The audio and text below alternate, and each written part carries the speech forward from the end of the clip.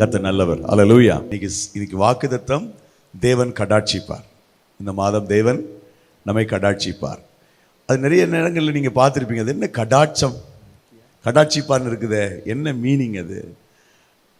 நானும் தேடி பார்த்தேன். கத்தோலிக்க திருமுறையில் கருணைன்னு இருக்குது. கடாட்சம்னு சொன்ன என்னது? கருணை, இரக்கம் அப்படி கூட சொல்லலாம். கருணை, இரக்கம், தயவு, கிருபை, இதை ஒட்டி வரக்கூடிய ஒரு வார்த்தை கடாட்சிப்பார், கருணை கொள்வார் ஆண்டவர்.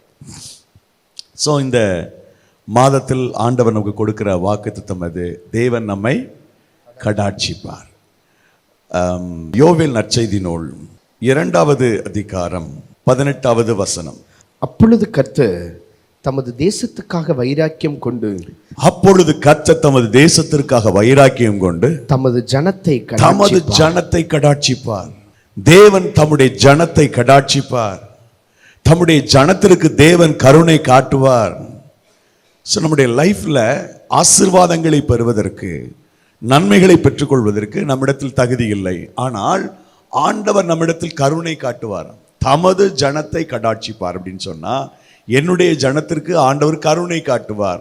தேவனுடைய அற்புதத்தை பெற்றுக்கொள்வதற்கு, தேவனுடைய புதுமைகளை பெற்றுக்கொள்வதற்கு, நன்மைகளை பெற்றுக்கொள்வதற்கு எனக்கு தகுதி இல்லை. ஆனால் ஆண்டவருடைய கருணை இருந்தால், அவருடைய இரக்கம் எனக்கு இருந்தால், அவர் என்னை கடாட்சிப்பாரானால், அந்த ஆசீர்வாதத்தை பெற்றுக்கொள்வதற்கு தேவனை எனக்கு உதவி செய்கின்றார். அவருடைய அந்த கடாட்சம் எனக்கு தேவை. ஸோ இந்த தேவனுடைய அந்த கடாட்சத்தை, அவருடைய கருணையை நான் அனுபவிப்பதற்கு, பெற்றுக்கொள்வதற்கு என்ன செய்ய வேண்டும் என்றால், முதலாவது விசுவாசம். முதலாவது இருக்க வேண்டியது தேவனுடைய கருணையை பெற்றுக்கொள்வதற்கு ஆண்டவர் மேல் நமக்கு ஒரு அசைக்க முடியாத ஒரு ஆழமான நம்பிக்கை வர வேண்டும். என்னுடைய செய்திகளிலே நான் திரும்ப திரும்ப அதை சொல்லுகிறேன், விசுவாசத்தை குறித்து சொல்லுகிறேன். ஸோ தேவனுடைய கடாட்சம் நம்மேல் வருவதற்கு, தேவனுடைய கடாட்சம் நம்முடைய பிள்ளைகள் மேல் வருவதற்கு, அதாவது அவருடைய கருணை நமக்கும் நம்முடைய பிள்ளைகளுக்கும் கிடைப்பதற்கு, குடும்பத்தில் இருக்கிற ஒவ்வொருவருக்கும் அந்த தெய்வீக கடாட்சம் கிடைப்பதற்கு என்ன செய்ய வேண்டும்னா, ஆழமான விசுவாசத்தை உடையவர்களாக இருக்க வேண்டும். ஆதியாகம புத்தகம் 21ஆம் அதிகாரம் 1 வசனத்தை நீங்கள் வாசித்து பாருங்கள். கர்த்தர் தாம் சொல்லி இருந்தபடி சாராள் பேரில் கடாட்சமானார். கர்த்தர் தாம் சொல்லி இருந்தபடி சாராள் பேரில் கடாட்சமானார். வயது கூடிக்கொண்டே போகிறது. 75 வயது சாராளுக்கு. அந்த பாட்டிக்கு 75 வயது. 75 வயசுல கர்த்தர் கடாட்சமானார். ஆமென். சாராள் பேரில் ஆண்டவருக்கு ஒரு இரக்கம் கிடைத்தது. அவள் தேவனுடைய கருணையை பெற்றுக்கொண்டாள். 75 வயசுல அந்த மகளுக்கு, சாராளுக்கு தேவன் கருணை புரிந்தார். இதற்கு அடிப்படை காரணம் என்னென்று பின்னோக்கி நாம பார்த்தா, சில அதிகாரங்கள் பின்னோக்கி வாசிக்கும் போது, இந்த சாராளினுடைய வாழ்க்கையில நடந்த அற்புதத்திற்கு அவருடைய புருஷன், அவருடைய கணவர் ஆபிரகாமுடைய விசுவாசம் தான் அடித்தளம். சாராள் இந்த செய்தி கேட்கும் போது அவள் நகைத்தாள் என்று சொல்லப்பட்டிருக்கிறது. அவள் மாத்திரமல்ல, அவருமே சிரிக்கத்தான் செஞ்சார். அவள் இந்தமாவது நகைத்தாள்னு போட்டிருக்கு. ஆனால் ஆபிரகாமை பற்றி சொல்லும்போது, 100 வயசுல ஒரு குழந்தை பிறக்கின்ற செய்தி ஆபிரகாமுக்கு கர்த்தர் சொல்லும்போது, முகங்குப்புற விழுந்து நகைத்தான் அப்படின்னு, முகங்குப்புற விழுந்து நகைத்தான் இருக்கு. ஆபிரகாமை ஆண்டவர் அழைத்து, வானத்தை எண்ணாந்து பார், நட்சத்திரங்களை உன்னால் என்ன கூடுமா என்றால் முடியாது, அது போலவே உன் சந்ததியை நான் பெருக பண்ணுவேன். கடற்கரை மணலை எண்ண முடியுமா? முடியாது, அதை போல உன் சந்ததியை பெருக பண்ணுவேன். அப்படியே ஈசாக்கை கர்த்தர் இந்த பூமியில கொண்டு வந்து அவன் வழியாக உலகத்தின் ஒரு பெரும் ஜனக்கூட்டத்தை கர்த்தர் உருவாக்கினார். இன்றைக்கு ஆபிரகாமுடைய சந்ததிகள் தான் உலகத்தை அதிகமாய் நிரப்பி இருக்கிறார்கள். ஆமென். நிறைய ஜாதிகள் அழிஞ்சே போயிடுச்சு. ஆனால் ஆபிரகாமுடைய சந்ததி, ஆவிக்குரிய பூமிக்குரிய சந்ததி, இந்த முழு உலகத்தினுடைய 80% நிலப்பரப்பை அவர்கள் ஆண்டு வருகிறார்கள். ஆபிரகாமுடைய அந்த மூத்த மகன் இஸ்மவேலுடைய சந்ததியினர், இஸ்லாமியர்கள், அரபு நாடுகள் முழுவதும் அவர்கள் ஆதிக்கம் செலுத்துகிறார்கள். ஆபிரகாமுடைய அந்த அடுத்த குமாரன் ஈசாக்கினுடைய சந்ததி உலகம் முழுவதும் சிதறடிக்கப்பட்டிருக்கிறது. எல்லா நாடுகளிலேயும் பொருளாதாரத்தை அவர்கள் தான் ஹேண்டில் பண்றாங்க. அமெரிக்காவில் நீங்க பார்த்தீங்கன்னா ஆபிரகாமுடைய ஜெனரேஷன், அந்த சந்ததி தான் மிகப்பெரிய வங்கிகளை தங்களுடைய கைகளில் வைத்திருக்கிறாங்க. உலகத்தினுடைய உலக வங்கி என்று சொல்லக்கூடிய, நாடுகளுக்கு கடன் கொடுக்கக்கூடிய உலக வங்கி, அந்த உலக வங்கி யார் கையில் இருக்குன்னு சொன்னா ஆபிரகாமுடைய சந்ததியில் இருக்கிறது. இந்த டெக்னாலஜிஸ் இதெல்லாத்தையும் நிறைய உருவாக்குனவங்க கண்டுபிடிச்சவங்க யாருன்னா அந்த ஆபிரகாமுடைய சந்ததி தான். ரொம்ப வலுவானவர்கள் உலகமெங்கிலும் இருக்கிறார்கள். எந்த நாட்டுக்கு போனாலும் சரி, யூரோப்புக்கு போனாலும் சரி, அவங்களுடைய தலை உயர்ந்து நிற்கிறது. பல்வேறு தேசங்களிலே அவர்கள் ஒரு ஆளுமை சக்திகளாக இருக்கிறார்கள். ஆபிரகாமுடைய ஆவிக்குரிய சந்ததிகளாக கிறிஸ்துவை விசுவாசிக்கிற அத்தனை பேரும் ஆபிரகாமுடைய புத்திரர்கள் தான். நம்மை போன்ற கோடிக்கணக்கான ஆத்துமாக்கள் உலகம் முழுவதும் இருக்கிறார்கள். நாமும் ஆபிரகாமுடைய சந்ததி. இப்படி ஆண்டவர் சொன்ன வாக்கு தத்தத்தின்படி ஆபிரகாமை கர்த்தர் ஆசீர்வதிக்க சித்தமாகி சாராளுக்கு கர்த்தர் கடாட்சம் காண்பித்தார். சாராளுக்கு தேவன் கருணை காட்டினார். இதற்கு அடிப்படையான விடயம் என்னன்னு கேட்டா ஆபிரகாமுடைய விசுவாசம், ஆபிரகாமுடைய நம்பிக்கை. ஆதியாகம புத்தகம் 15வது அதிகாரம் 15, 16, 17 வசனங்களை நீங்க பார்த்தீங்கன்னா ஆபிரகாமுக்கு கர்த்தர் வாக்கு கொடுத்து அவனை ஆசீர்வதிக்கிறார். ஆதியாகமம் 5, 6, 7 வசனங்கள். அவன் கர்த்தரை விசுவாசித்தான். அதாவது சாராள் பேரில் கர்த்தர் கடாட்சமானார் என்பதற்கான அடிப்படை விஷயமே ஆபிரகாமுடைய விசுவாசம். அது எப்படி சாராளுக்கு கர்த்தர் கடாட்சம் காண்பித்தார்? ஆபிரகாமுடைய விசுவாசம் எப்படி என்று சொன்னால், ஒரு குடும்பத்தில் ஒரு மனிதனுடைய விசுவாசம் பிற மனிதனுடைய வாழ்க்கையில் அற்புதங்களை செய்யும். அதுக்கு ஏராளமான உதாரணங்களை நற்செய்தியினுள்ளே பார்க்க முடியும். தன்னுடைய ஒரே மகளுக்காக கானானிய பெண்மணி விசுவாசத்தோடு இயேசுவை தொடர்ந்து வந்தாள். ஆண்டவர் சொல்றாரு, உன் விசுவாசம் பெரியது, நீ விரும்புகிறபடி உனக்கு ஆக கடவது. இது மத்தேயு 15ஆம் அதிகாரத்தில் எழுதியிருக்கிறது. மார்க்கு 9ஆம் அதிகாரத்தில் பார்த்தீங்கன்னா 23, 22, 23, 24 வசனங்களிலே தன்னுடைய குமாரனுக்காக விசுவாசத்தோடு ஒரு தகப்பன் வந்து ஆண்டவரிடத்தில் வேண்டுகிறான். தகப்பனுடைய விசுவாசத்தை கண்டு அங்கீகரித்து அவனுடைய குமாரனுக்கு கர்த்தர் விடுதலை கொடுக்கின்றார். மத்தேயு 9ஆம் அதிகாரத்தில் நீங்க பார்த்தீங்கன்னா 2 வசனங்களிலே 4 பேர் ஒரு திமிர்வாதக்காரனை தூக்கிட்டு வராங்க.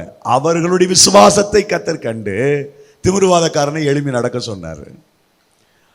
நீங்கள் விசுவாசித்தால், ராகாப்புனுடைய விசுவாசனுடைய குடும்பத்தை காப்பாற்றியது. ராகாப்புடைய நம்பிக்கை குடும்பத்தை காப்பாற்றியது. சிறைச்சாலை தலைவனிடத்தில் ஆண்டவர் சொல்லுகிறார், கர்த்தருடைய நாமத்தினாலே பவுல் சொல்லுகிறான், நீ விசுவாசி, அப்பொழுது நீ உன் வீட்டாரும்.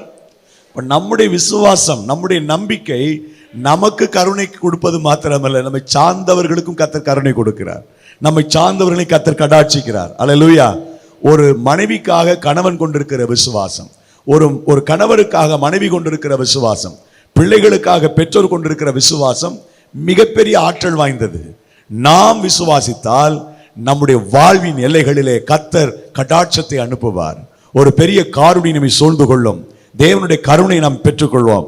ஆகவே தேவன் நம்மை கடாட்சிக்க வேண்டும் என்று சொன்னால் நாம் ஆழமான விசுவாசத்தை நம்பிக்கையுடையவர்களாக இருக்க வேண்டும். அன்பானவர்களே, 17வது அதிகாரம், ஆதியாகமம் 17ஆம் அதிகாரத்தை நாம் பார்த்தால் அங்கே நாம் வாசிக்கிறோம் 15, 16, 17 வசனங்களிலே ஆபிரகாம் நகைக்கிறதை குறித்து பார்க்கிறோம்.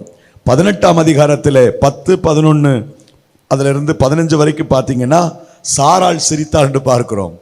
ஆண்டவர் செய்யக்கூடிய அற்புதத்தை அவர்கள் காதார கேட்டபோது அவர்களுக்கே சிரிப்பு வந்தது. எனக்கா ஒரு குழந்தை பிறக்க போகுது, 100 வயசுலையா, 75 வயசுலையா?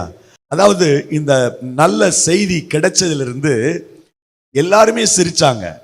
நான் யோசித்து பார்ப்பேன், அதுக்கடி நீங்க அதை கற்பனை பண்ணி பார்த்துருக்கீங்களா? 100 வயசு தாத்தா கிட்ட ஆண்டவர் எப்போ அவனுக்கு ஒரு பையன் பிறக்க போறான்னு சொன்னா அந்த தாத்தாவுக்கு கண்டிப்பா நினைஞ்சிருக்கும். அந்த வசனம் ரொம்ப அழகா சொல்லுது. 17:17 அப்பொழுது ஆபிரகாம் முகங்குப்புற விழுந்து நகைத்து. முகங்குப்புற விழுந்துனா எப்படி? ஆபிரகாம் நீ ஒரு தகப்பனா போறணும்னா அப்படியே விழுந்திருக்கான். முகங்குப்புற பல்லுலாம் போயிருக்கும் பாவம். முகங்குப்புற விழுந்து அவருக்கு அவ்வளவு ஹாப்பி. முகங்குப்புற விழுந்து நகைத்து 100 வயதானவனுக்கு பிள்ளை பிறக்குமோ, 90 வயதான சாராள் பிள்ளை பெறுவாளோ என்று தன் இருதயத்திலே சொல்லி 90 வயசை மாத்தி சொல்லிட்டோம் பாருங்க. 90 வயசு ஆபிரகாமுக்கு 100 வயசு, சாராளுக்கு 90 வயசு. அவனுக்கு ஆச்சரியமா இருக்கு. அதுக்கு பிறகு அதை விசுவாசித்தான். பட் அடுத்த மேட்டருக்கு வந்துடுறான். சரி ஒரு இன்னும் ஒரு குழந்தை வருதோ வரலையோ அது மேட்ரு இல்லை. இப்போ ஒரு பையன் இருக்கிறான் இஸ்மவேல், அவன் பிழைப்பானாகன்றார். அடுத்த மேட்டருக்கு வந்துடுறார். 18 சொல்றார், வாசிங்க. இஸ்மவேல் உமக்கு முன்பாக பிழைப்பானாக என்று ஆபிரகாம் தேவனிடத்தில் விண்ணப்பம் பண்ணினான். ஆமா, ஈசாக்கை பற்றி பேசல, ஒரு நற்செய்தி வந்தோன்னு அவர் சிரிக்கிறார். இப்ப அதே செய்தி அந்த அம்மா கேட்குது 18ஆம் அதிகாரத்துல. அந்த அம்மா பாத்தீங்கன்னா பாருங்க, ஆகையால் சாராள் 12 தன் உள்ளத்தில் நகைத்து நான் கிழவியும் என் ஆண்டவன் முதிர்ந்த வயதுள்ளவருமான பின்பு எனக்கு இன்பம் உண்டாயிருக்குமோ என்றாள். அப்பொழுது கர்த்தர் ஆபிரகாமை நோக்கி, சாராள் நகைத்து நான் கிழவியா இருக்க பிள்ளை பெறுவது மெய்யோ என்று சொல்வானே. வாயை திறந்து சொல்ல வேண்டாம், மனசுல நினைச்சாவே அவர் கண்டுபிடிச்சிருவார். இந்த அம்மா அப்படி மனசுல நினைக்குது, சொல்லிட்டார், நீ என்ன அப்படி நினைக்கிறியா அப்படின்றார். அதனாலதான் பைபிள் எழுதியிருக்கு, மனுஷன் முகத்தை பார்ப்பான், தேவனோ இருதயத்தை பார்க்க. இந்த செய்தி கிடைச்சதுல இருந்து சிரிப்பு தான். தாத்தாவுக்கு சிரிப்பு, பாட்டிக்கு சிரிப்பு. அப்புறம் இந்த பாட்டி கன்சீவ் ஆன உடனே ஒரு நிறைமாத கர்ப்பிணியா தாத்தா ரோட்ல கூட்டிட்டு போகும்போது எத்தனை பேர் சிரிச்சிருப்பாங்க. என்ன நினைக்கிறீங்க நீங்க? இந்த ஆபிரகாம் தாத்தாவும் சாராள் பாட்டியும், இந்த அம்மா நிறைமாத கர்ப்பிணியோட இந்த பாட்டி அவரை இந்த தாத்தா கைப்பிடிச்சு கூட்டிட்டு போகும்போது ரோட்ல வரும்போது எல்லாரும் எப்படி பார்த்துருப்பாங்க? இங்கே பாரு, இந்த வயசுல பாரு அப்படி சொல்லியிருப்பாங்க, சிரிச்சிருப்பாங்க. பாட்டி குழந்தைய கையில் வச்சதுக்கு அதுக்கு உணவு ஊட்டும் போதெல்லாம் சிரிச்சிருப்பாங்க. இந்த ஈசாக்கு பிறந்ததுலேருந்து சிரிப்பு தான். அதனால தான் அந்த ஈசாக்குன்ற பேரே நகைப்பின் அர்த்தம்னு இருக்கு. ஆண்டவர் அவள் பேரில் கடாட்சமானார். இரண்டாவது, அந்த தேவனுடைய கடாட்சத்தை பெறுவதற்கு தேவனுக்கு பயப்படுகிற பயம் அவசியம். அப்போஸ்தலர் நடபடிகள் புத்தகம் 15ஆவது அதிகாரம் 14வது வசனத்தை வாசிக்க கேட்போம். தேவன் புறஜாதிகளினின்று தமது நாமத்திற்காக ஒரு ஜனத்தை தெரிந்து கொள்ளும்படி முதல் அவர்களுக்கு கடாட்சி தரலின விதத்தை சிமியோன் விவரித்து சொன்னார். அதாவது பேதுரு எதை விவரித்து சொன்னார்?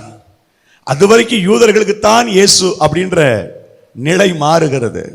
ஆண்டவர் ஒவ்வொரு ஜனத்தையும் நேசிக்கிறார் என்பதை புரிந்து கொண்டார்கள்.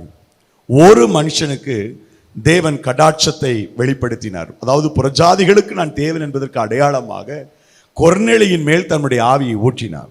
அதுதான் கடாட்சம். இந்த கடாட்சத்திற்காக கொர்நேலியுடைய லைஃபை நான் கவனிக்கும் போது நிறைய விஷயங்களை சொன்னாலும் ஒரே ஒரு விஷயத்தை தான் நம்ம ஹைலைட் பண்ணணும். 10ஆம் அதிகாரத்தின் 2வது வசனம், அவன் தேவ பக்தி உள்ளவனாயும் தன் வீட்டார் அனைவரோடும் தேவனுக்கு பயப்படுகிற பயம். நிறைய விஷயங்கள் இருக்கு, குவாலிட்டிஸ் இருக்குது. இந்த மனுஷனுக்கு தேவனுடைய கடாட்சம் கிடைப்பதற்கான மிக மேன்மையான ஒரு காரியம் என்னன்னு சொன்னா, அவன் தேவனுக்கு பயப்படுகிறவனாக இருந்தான். நீங்க தொடர்ந்து பார்த்தீங்கன்னா கர்த்தருக்கு பயப்படுகிறவர்களைத்தான் அவன் வேலைக்கு வச்சிருந்தான். தன்னிடத்தில் வேலை செய்கிற நிறைய பேர் வேலை செஞ்சாங்க, அதுல கர்த்தருக்கு பயந்தவங்க இருந்தாங்கன்னு கீழே நீங்க வாசிக்க முடியும். அவனுக்கு கீழே பணி செய்கிறவர்கள் தேவனுக்கு பயந்தவர்களாகவும் இருந்தார்கள். தன் வீட்டாரோடு தேவனுக்கு பயந்திருந்தான். அப்படிப்பட்ட ஒரு மனுஷன். அதனாலதான் அவனுக்கு ஒரு கடாட்சம் கிடைத்தது. ஆக தேவனுடைய கருணை நமக்கு கிடைப்பதற்கு முதலாவது விசுவாசம் அவசியப்படுகிறது. இரண்டாவது தெய்வ பயம். அதனாலதான் நீங்க பழைய ஏற்பாட்டு முழுசும் பார்த்தீங்களா, கர்த்தருக்கு பயப்படுற பயம் இருக்கிறவங்களுக்கு கடவுள் அவ்வளவு பிளஸிங் வச்சிருக்கிறார். கர்த்தருக்கு யாரெல்லாம் பயப்படுறாங்களோ அவங்களுக்கு அவ்வளவு ஆசீர்வாதம்.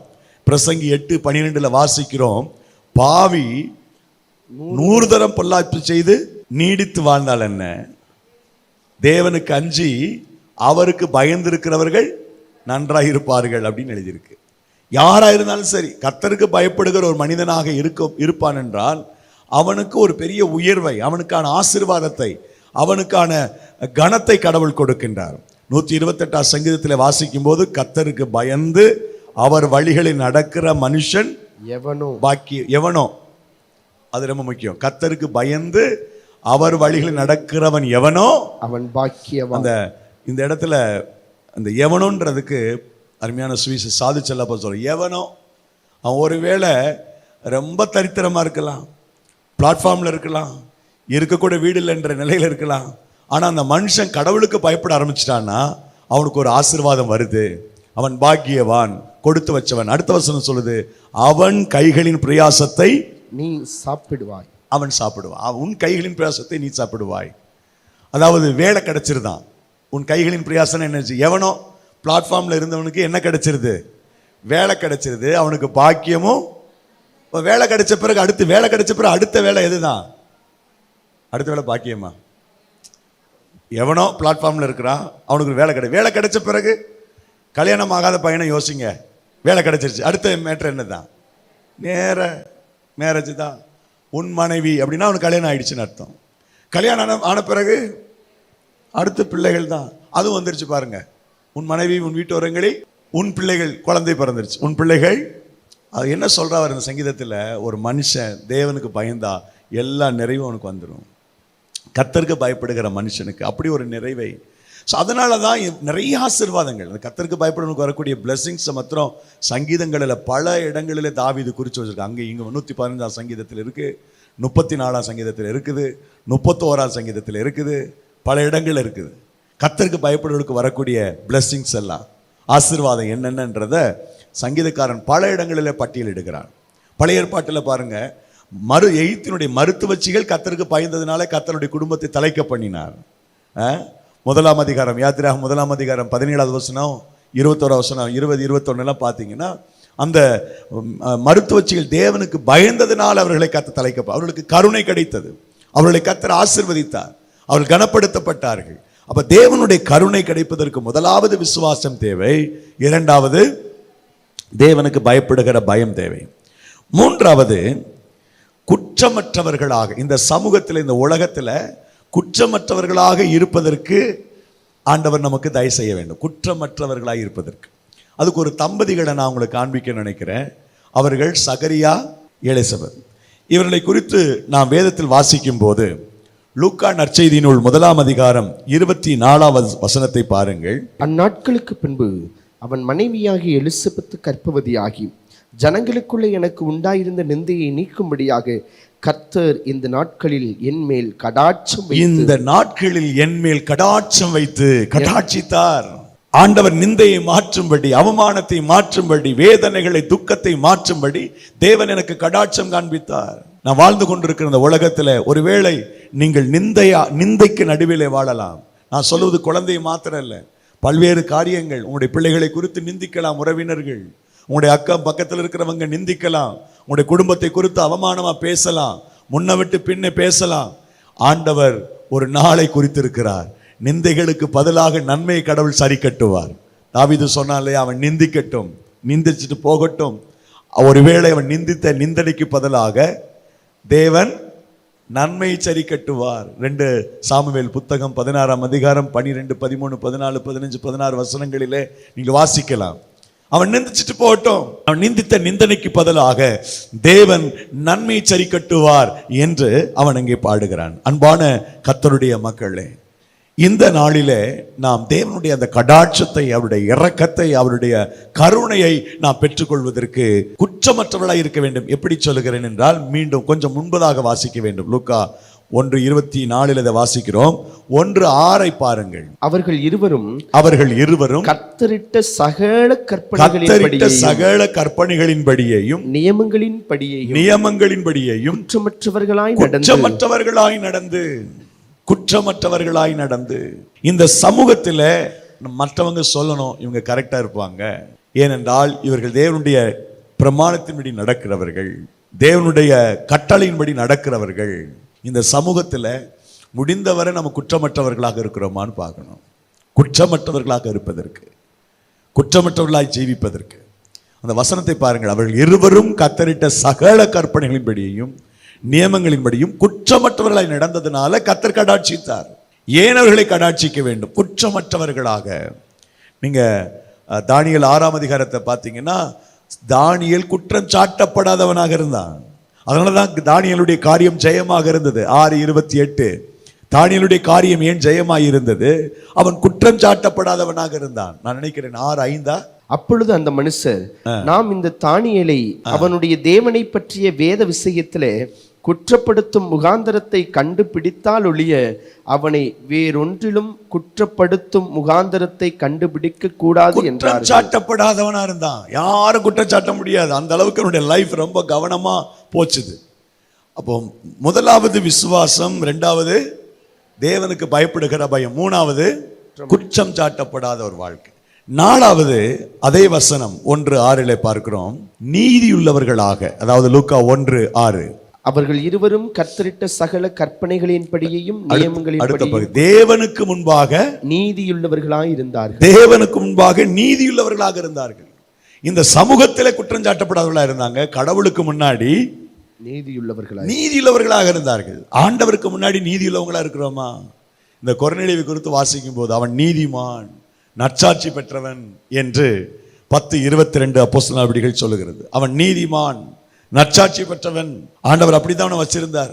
தேவனுக்கு முன்பதாக இந்த உலகத்திலே மற்ற மனிதர்கள் அவங்களை குற்றம் சாட்ட முடியாதபடி ஒரு நல்ல தெய்வீக வாழ்க்கை வாழ்ந்தார்கள். கூடவே தேவனுக்கு முன்பதாக அவர்கள் நீதியுள்ளவர்களாக இருந்தார்கள். தானியேல் கூட இதை சொல்லுகிறான். தானியேலை குறித்து முதல்ல வாசித்தோம், குற்றம் சாட்டப்படாதவன். அதே 6ஆம் அதிகாரத்தில் 22ஆவது வசனத்தை வாசித்து பாருங்களேன். சிங்கங்கள் என்னை சேதப்படுத்தாதபடிக்கு தேவன் தம்முடைய தூதனை அனுப்பி அவைகளின் வாயை கட்டி போட்டார். அதேனென்றால் அவருக்கு முன்பாக நான் குற்றமற்றவனாய் காணப்பட்டேன். ராஜாவாகிய உமக்கு முன்பாகவும் நான் நீதிக்கேடு செய்ததில்லை என்றார். இங்க முதல்ல நான் வாசித்தது சமூகத்தில் அவன் குற்றம் சாட்டப்படாதவன். இப்ப என்ன சொல்றான்னா, தேவனுக்கு முன்னாடி குற்றம் சாட்டப்படாதவன், ராஜாவுக்கு முன்னாடி நீதிக்கேடு செய்யல. சோ நமக்கு ரெண்டும் அவசியம். கடவுளுக்கு முன்னாடியும் குற்றம் சாட்டப்படாதவங்களா இருக்கணும், இந்த சமூகத்திலையும் குற்றம் சாட்டப்படாதவங்க இருக்கணும். அப்படி இருக்கும் பட்சத்தில் ஆண்டவர் நம்மை கடாட்சிப்பார். முதலாவது விசுவாசமுடையவர்களாக இருப்போம். இரண்டாவது தேவனுக்கு பயப்படுவோம். மூன்றாவது குற்றம் சாட்டப்படாத இருப்போம். நாலாவது நீதியுள்ளவர்களாக இருப்போம். அஞ்சாவது ரொம்ப ரொம்ப முக்கியம். 5 காரியத்தோட நான் முடிக்கிறேன். ஒன்று, நம்ம கொடுத்தா 7 பாயிண்ட் கொடுக்கணும், இல்லைன்னா 5 பாயிண்ட் கொடுக்கணும். ரொம்ப ஷார்ட்டாக இருந்தால் 3 பாயிண்ட் கொடுக்கலாம். இல்லை கொஞ்ச நேரம் பேசினா ஒரே பாயிண்டோட முடிச்சிட வேண்டியதுதான். இப்போ இன்னைக்கு 5 பாயிண்ட். 5th பாயிண்ட் என்ன அப்படின்னா, நாளை ஞாபகம் வச்சுக்கோ. என்னென்னது? விசுவாசம், தெய்வ பயம், குற்றம் சாட்டப்படாத வாழ்க்கை, தேவனுக்கு முன்பாக நீதி உள்ளவங்களா இருப்பது. 5வது, இந்த ப்ரேயரை விடவே கூடாது. ஜெபத்தை, இந்த ப்ரேயர் பாருங்க, தொடர்ந்து நீங்க ஜெபிக்கும் போது ஒரு விஷயத்துக்கு மனசே சோர்ந்து போகுது, இந்த விஷயத்துக்கு நான் எவ்வளோ ஜெபம் பண்ணிட்டேன் அப்படின்னு சோர்ந்து போகாதீங்க. தொடர்ந்து ப்ரேயர் பண்ணுங்க. உங்களுடைய இந்த ஜெபத்தை அதிகரிங்க, ஜெபத்தை விட்டுறாதீங்க, ரெகுலரா ஜெபிச்சுட்டே இருங்க. நிச்சயமா கர்த்தருடைய கடாட்சம் உங்களுக்கு உண்டு. தேவன் உங்களை கடாட்சிப்பார். தேவனுடைய ஆசீர்வாதம் உங்களுக்கு உண்டு. அன்பானவர்களே, தொடர்ச்சியாக ஜெபிக்கிற ஜெபம் நமக்கு தேவை. லூக்கா நற்செய்தி நூல் 9வது அதிகாரம் 38வது வசனத்தை பார்க்கலாம். அவர்களில் ஒருவன் சத்தமிட்டு, போதகரே, என் மகனை கடாட்சித்தருள வேண்டும் என்று உம்மை வேண்டிக் கொள்கிறேன். அவன் எனக்கு ஒரே பிள்ளையா இருக்கிறான். கடாட்சித்தருளும் தகப்பனே, கடாட்சித்தருளும். அந்த ஜெபம், ஆண்டவர் தான் என் பிள்ளைக்கு ஒரு ஜீவனை கொடுக்கணும், என் மகனுக்கு ஆண்டவர் தான் எனக்கு என் பிள்ளைக்கு சுகத்தை கொடுக்க முடியும்னு சொல்லி உறுதியாக அவரை பற்றி கொண்டு ஜெபம் பண்ணுவது. அப்படி ஜெபிக்கிற ஒவ்வொரு மனுஷனுடைய லைஃப்லையும் கர்த்தர் அந்த கடாட்சத்தை கொடுக்கிறார். தொடர்ந்து நிறைய வசனங்கள் அப்படி நீங்க பார்க்கலாம். ஜெபத் பண்ணி அந்த கடாட்சம், தேவனுடைய கருணை பெற்றுக்கொண்டவர்கள். பழைய ஏற்பாட்டு காலத்தில் எகிப்தில் இருந்த மக்கள் மேல் கர்த்தர் கடாட்சம் வைத்தார். சங்கீத புஸ்தகம் 80வது சங்கீதம் 15வது வசனத்தை வாசிக்க கேட்போம். உம்முடைய வலதுகரம் நாட்டின கொடியையும் உமக்கு நீர் திடப்படுத்தின கிளையையும் கடாட்சித்தருளும். உம்முடைய வலதுகரம் நாட்டின கொடியையும் உமக்கு நீர் திடப்படுத்தின கிளைகளையும் கடாட்சித்தருளும். இதுக்கு முன்னாடி வாசித்தீங்கன்னா அவங்க யாருன்றது உங்களுக்கு புரியும். எகிப்திலிருந்து கர்த்தர் பிடுங்கி கொண்டு வந்து நாட்டினார். அவங்கள கடாட்சித்தருளும்.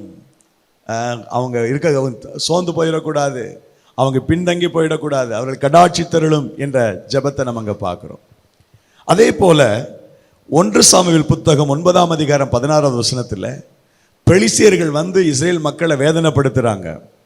அந்த இடத்துல கர்த்தர் சொல்றார், நாளை நேரத்திற்கு பென்யமீன் நாட்டானாகிய ஒரு மனுஷனிடத்தில் அனுப்புவேன், அவனை என் ஜனமாகி இஸ்ரேல் மேல் அதிபதியாக அபிஷேகம் பண்ண கடவாய், அவன் என் ஜனத்தை பெலிஸ்தியரின் கைக்கு நீங்களாக்கி ரட்சிப்பான். என் ஜனத்தின் முறையிடுதல் என்னிடத்தில்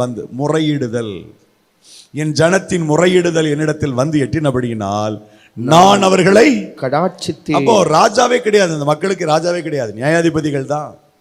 இந்த சவுல் வர்ற வரைக்கும், இந்த வசனம் வர்ற வரைக்கும் இஸ்ரேல் தேசத்தில் நியாயாதிபதிகள் இருந்தாங்க, ரட்சகர்கள் இருந்தாங்க, கிங்ஸ் ராஜாக்கள் இல்லை, ஆசாரியர்கள் இருந்தாங்க, தீர்க்கதரிசிகள் இருந்தாங்க.